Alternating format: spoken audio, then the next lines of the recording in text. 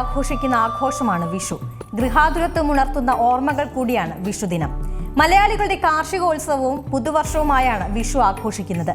കണിക്കൊന്നയും കണിവെള്ളരിയും കത്തിച്ച നിലവിളക്കും ചേർന്ന സമൃദ്ധിയുടെ മഞ്ഞ നിറമാണ് ഓരോ വിഷുക്കാലവും.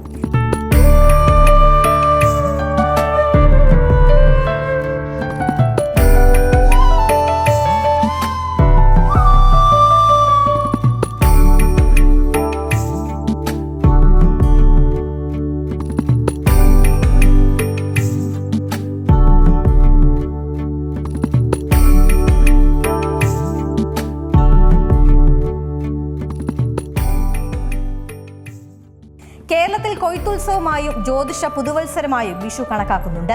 കൃഷിക്കാർ ഭൂമിയെ ഉഴുതുമറിച്ച് കൃഷിയിൽ 100 മേനി വിളയിക്കാനുള്ള തയ്യാറെടുപ്പ് നടത്തുന്നതും വിഷുക്കാലത്താണ്.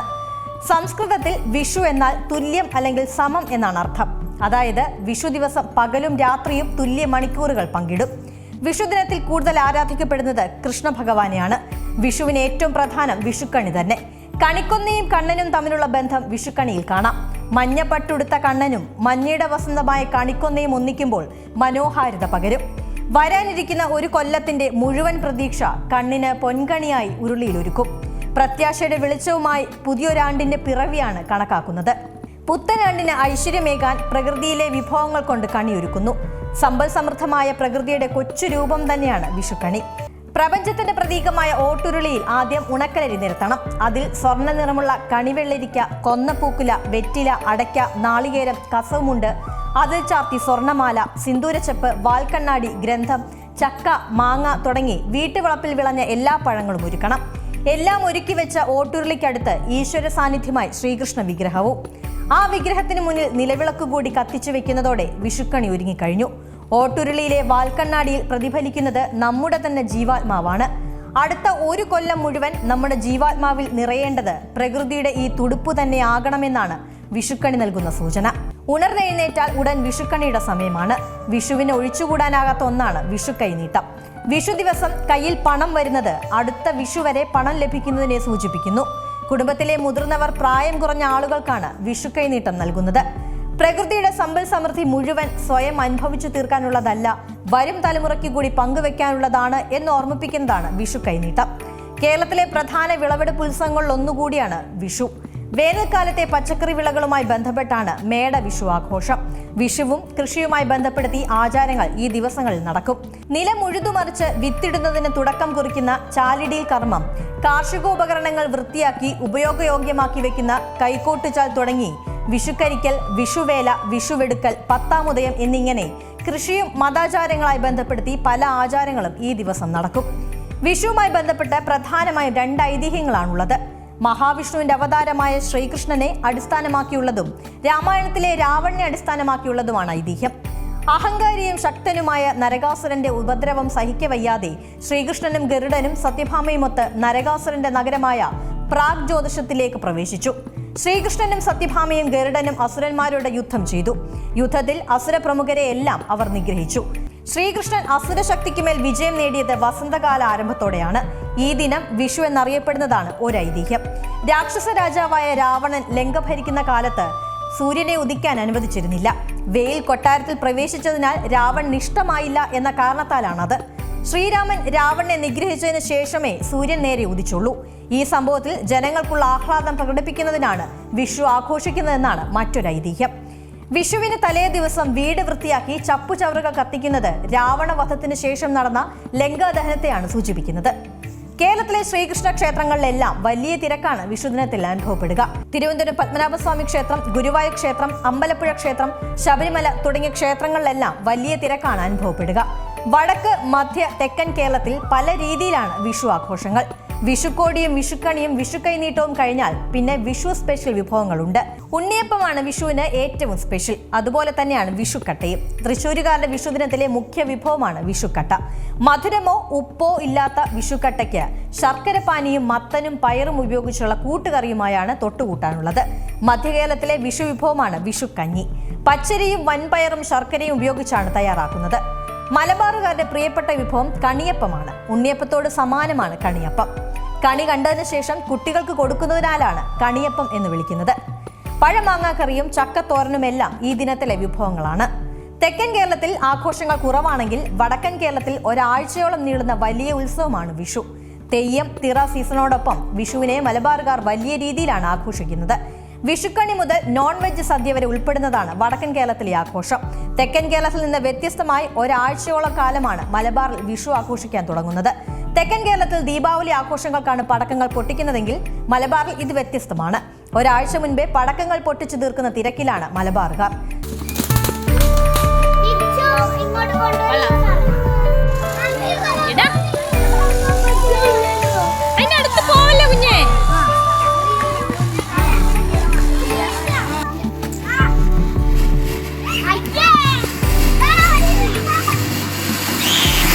സദ്യയിലും വ്യത്യസ്തരാണിവർ. വിഷുവിന് ഇവർ ആശ്രയിക്കുന്നത് തനത് കോമ്പിനേഷനായ നോൺ വെജ് സദ്യ തന്നെയാണ്. ഒരു സാധാരണ സദ്യ വിഭവങ്ങൾക്കൊപ്പം ചിക്കനും ബീഫും മട്ടനും ഒക്കെ ചേരുമ്പോഴാണ് മലബാർ സ്പെഷ്യൽ നോൺ വെജ് സദ്യ തയ്യാറാകുന്നത്. ഇനി ചില വിഷു കാഴ്ചകളിലേക്ക് പോകാം. വർഷം മുഴുവൻ നീണ്ടു നിൽക്കേണ്ട നന്മകളുടെ പ്രതീക്ഷകളുമായാണ് വിഷുപ്പുലരിയെ മലയാളികൾ വരവേൽക്കുന്നത്. പുതിയ തുടക്കങ്ങളെയും സമൃദ്ധിയെയും പ്രത്യാശയും പ്രതിനിധീകരിക്കുന്ന ഈ ദിനം ഓരോ മലയാളിക്കും വിശേഷപ്പെട്ടതാണ്. മലയാളികളുടെ കാർഷികോത്സവവും പുതുവർഷവുമായാണ് വിഷു ആഘോഷിക്കുന്നത്. കണിക്കൊന്നയും കണിവെള്ളരിയും കത്തിച്ച നിലവിളക്കും ചേരുന്ന സമൃദ്ധിയുടെ മഞ്ഞ നിറമാണ് ഓരോ വിഷുക്കാലവും. കേരളത്തിൽ കൊയ്ത്തുത്സവമായും ജ്യോതിഷ പുതുവത്സരമായും വിഷു കണക്കാക്കുന്നുണ്ട്. രാക്ഷസ രാജാവായ രാവണന്റെ മേൽ ഭഗവാൻ ശ്രീകൃഷ്ണൻ വിജയം നേടിയതിന്റെ ആഹ്ലാദ സൂചകമായാണ് വിഷു ആഘോഷിക്കുന്നത് എന്നൊരു ഐതിഹ്യമുണ്ട്. സൂര്യൻ നേരിട്ടുദിക്കുന്ന ഈ ദിനം സൂര്യദേവന്റെ തിരിച്ചുവരവായും കണക്കാക്കുന്നു. നരകാസുരനെ വധിച്ചതിന്റെ ഓർമ്മയ്ക്കായാണ് വിഷു ആഘോഷിക്കുന്ന വിശ്വാസം നിലവിലുണ്ട്. പ്രകൃതിയും മനുഷ്യരും തമ്മിലുള്ള ബന്ധം ഊട്ടിയുറപ്പിക്കുന്ന ഈ ആഘോഷം ജാതിമത ഭേദമന്യേ മലയാളികൾ കൊണ്ടാടുന്നു. വിഷുക്കണി, വിഷുക്കൈനീട്ടം, വിഷുസദ്യ, പടക്കം പൊട്ടികൾ എന്നിവയെല്ലാം ഈ ഉത്സവത്തിന്റെ മാറ്റുകൂട്ടുന്നു. കൃഷ്ണക്ഷേത്രങ്ങളിലെല്ലാം വൻ ഭക്തജന തിരക്കാണ്.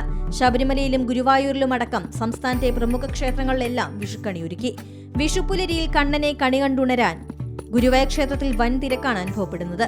പുലർച്ചെ 2:55 മുതൽ 3:55 വരെയായിരുന്നു ഗുരുവായൂർ ക്ഷേത്രത്തിലെ വിഷുക്കണി. ശബരിമലയിൽ വിഷുക്കണി ദർശനത്തിന് നിരവധി പേരാണ് എത്തിയത്. വിഷുദിനത്തിൽ പുലർച്ചെ 4-ന് നട തുറന്ന് ആദ്യം അയ്യപ്പനെ കണി കാണിച്ചു. തന്ത്രിയും മേൽശാന്തിയും ചേർന്ന് ഭക്തർക്ക് വിഷുക്കൈനീട്ടവും നൽകി. നാടും നഗരവും ആഘോഷലഹരിയിലാണ്. വിഷുവിന് വഴിയോരങ്ങളിൽ പ്രധാനമായും കാണുന്നത് വർണ്ണാഭമായ ശ്രീകൃഷ്ണ വിഗ്രഹങ്ങളാണ്. അതിന്റെ കാഴ്ചയിലേക്ക്.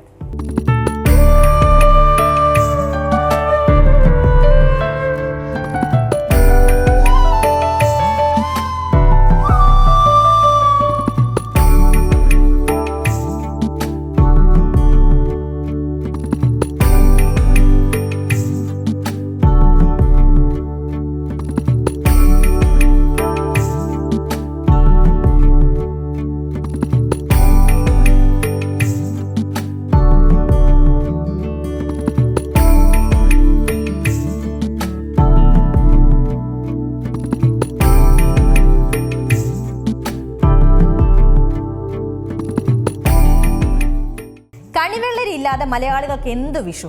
വിഷുക്കണിയിൽ പ്രഥമ സ്ഥാനമുണ്ട് കണിവെള്ളരിക്ക്. പ്രതിസന്ധികളെ അതിജീവിച്ച് വിഷുവിനെ വരവേറ്റത് പാലക്കാട് അമ്പലപ്പാറയിൽ നിന്ന് വിപണിയിലെത്തിച്ച 15 ടൺ കണിവെള്ളരിയാണ്. വിഷുപ്പുലരിയിൽ കണി കണ്ടുണരുമ്പോൾ കണിക്കൊന്ന പോലെ പ്രധാനപ്പെട്ടതാണ് കണിവെള്ളരിയും. കടുംമഞ്ഞ നിറത്തിൽ വിളവെടുത്ത കണിവെള്ളരി ആരെയും ആകർഷിക്കുന്നതാണ്. വിഷുവിപണിയിൽ പാലക്കാട് അമ്പലപ്പാറയിൽ വിളഞ്ഞിരിക്കുന്നത് 16 ടൺ കണിവെള്ളരിയാണ്. കൊട്ടേക്കാട്ടിൽ ഗോപാലകൃഷ്ണൻ വിഷുവിപണി മുന്നിൽ കണ്ട് നടത്തിയ കൃഷിയിലാണ് മികച്ച വിളവ് ലഭിച്ചത്. പാടശേഖര സമിതിയുടെ കീഴിലുള്ള 86 സെന്റ് സ്ഥലത്താണ് ഗോപാലകൃഷ്ണൻ വെള്ളരി കൃഷി ഇറക്കിയിരിക്കുന്നത്. ഈ സീസണിൽ ഏകദേശം 600 കിലോയിലധികം വരുന്ന വെള്ളരി ഇതിനോടകം തന്നെ വിളവെടുത്തു കഴിഞ്ഞു. പൊള്ളുന്ന ചൂടിലും ജലക്ഷാമത്തിലും മനം മടുക്കാതെ കൃഷി ഇറക്കിയതിൽ തെറ്റില്ലാത്ത വിളവ് ലഭിച്ചതിന്റെ സന്തോഷത്തിലാണ് ഗോപാലകൃഷ്ണൻ. ഞങ്ങൾ 20 പേര് കൃഷി ചെയ്യുന്നുണ്ട്. അപ്പോൾ ഈ വിഷു കണക്കാക്കിയിട്ടാണ് ഈ വെള്ളരി ചെയ്യൽ. അപ്പോൾ അതിൽ തെറ്റില്ലാത്ത അളവ് കിട്ടിയിട്ടുണ്ട്. മിതമായ വില കിട്ടുമെന്ന് വിചാരിക്കുന്നുണ്ട്.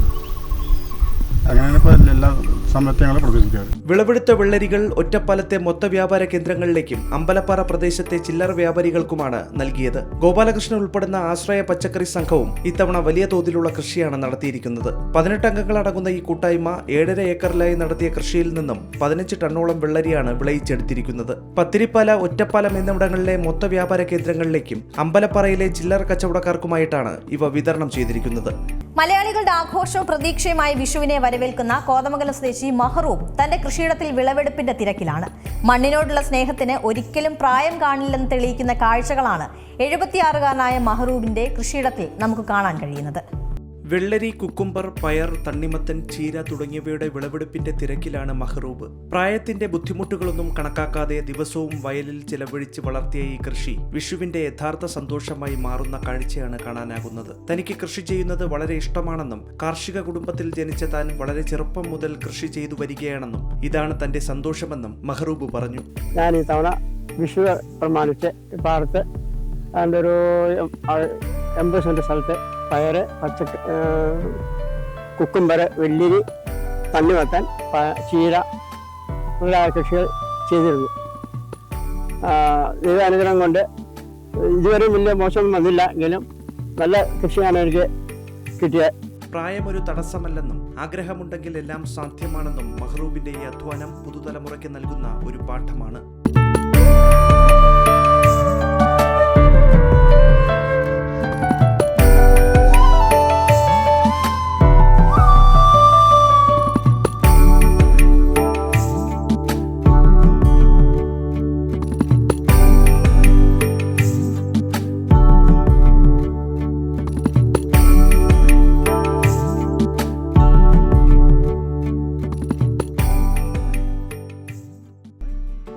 വിഷുക്കാലങ്ങളിൽ സജീവമായി തന്റെ സാന്നിധ്യം അറിയിക്കുന്ന പക്ഷിയാണ് ഉത്തരായനക്കിളിയെന്നും കതിരുകാണാക്കിളിയെന്നുമൊക്കെ അറിയപ്പെടുന്ന ഇന്ത്യൻ കൊക്കു. ഇന്ത്യക്ക് പുറമെ ബംഗ്ലാദേശ്, ഭൂട്ടാൻ, നേപ്പാൾ രാജ്യങ്ങളിൽ സജീവമായ പക്ഷി ഏകാന്തമായി സഞ്ചരിക്കാൻ താൽപര്യപ്പെടുന്ന വിഭാഗത്തിൽപ്പെട്ടതാണ്. ബ്രൂഡ് പാരസൈറ്റിസം അഥവാ അന്യപക്ഷി കൂടുകളിൽ മുട്ടയിടുകയും ആ പക്ഷിയെ കൊണ്ട് കുഞ്ഞുങ്ങളെ വിരിയിച്ചെടുത്ത് വളർത്തുകയും ചെയ്യുന്ന രീതിയാണ് ഇവയ്ക്കുള്ളത്. ഭാഗികമായി ദേശാടനം നടത്തുന്ന പക്ഷി വേനൽക്കാലത്താണ് കേരളത്തിലെത്തുന്നത്. മനുഷ്യവാസം ഇല്ലാത്ത ഇടങ്ങളിലിരുന്ന് മധുരമായ ശബ്ദം കൊണ്ട് സാന്നിധ്യം അറിയിക്കുന്നവയാണിവ. ഇന്ത്യൻ കുക്കു എന്നാണ് ഇതിനെ അറിയപ്പെടുന്നത്. ഇത് വിഷു സമയത്താണ് നമ്മൾ വളരെ സാധാരണമായി ഇതിൻ്റെ ശബ്ദം നമുക്ക് ആസ്വദിക്കാൻ സാധിക്കുന്നത്. കാരണം ആ സമയത്ത് കൊയ്ത്തുത്സവമാണ്, പുതിയ തുടക്കമാണ്. മലയാളികൾ ഏകദേശം എല്ലാവരും ഇതിനെ സമ്പത്തിൻ്റെയും സമൃദ്ധിയുടെയും ഒരു പ്രതീകമായിട്ടാണ് ഇതിൻ്റെ മധുരമായിട്ടുള്ള ശബ്ദം കണക്കാക്കുന്നത്. ഇത് ഒരു വളരെ ഷൈ ആയിട്ടുള്ള ഒരു പക്ഷിയാണ്. കാരണം ഇത് നമുക്ക് പെട്ടെന്ന് കാണാൻ സാധിക്കില്ല. ഇത് മരച്ചില്ലകളുടെ ഇടയിലായിരിക്കും ഇത് മറഞ്ഞിരിക്കുന്നത്. അപ്പോൾ അതുകൊണ്ട് നമുക്ക് വ്യക്തമായിട്ട് ഇതിനെ കാണാൻ സാധിക്കില്ല. ഇത് നമ്മുടെ സാധാരണ കുയിലുകളോട് സാമ്യം ഉള്ള ഒരു പക്ഷിയാണ്. പക്ഷേ ഇത് കുയിലല്ല, ഇത് കുയിൽ വർഗത്തിൽപ്പെട്ട ഒരു പക്ഷിയാണ്. ഇന്ത്യൻ കുക്കു എന്നാണ് ഇതിനെ അറിയപ്പെടുന്നത്. വിഷുക്കാലത്ത് സജീവമായി ശബ്ദം നൽകുന്നതിനാലാണ് ഇവ വിഷുപക്ഷി എന്ന പേരിൽ അറിയപ്പെടുന്നത്.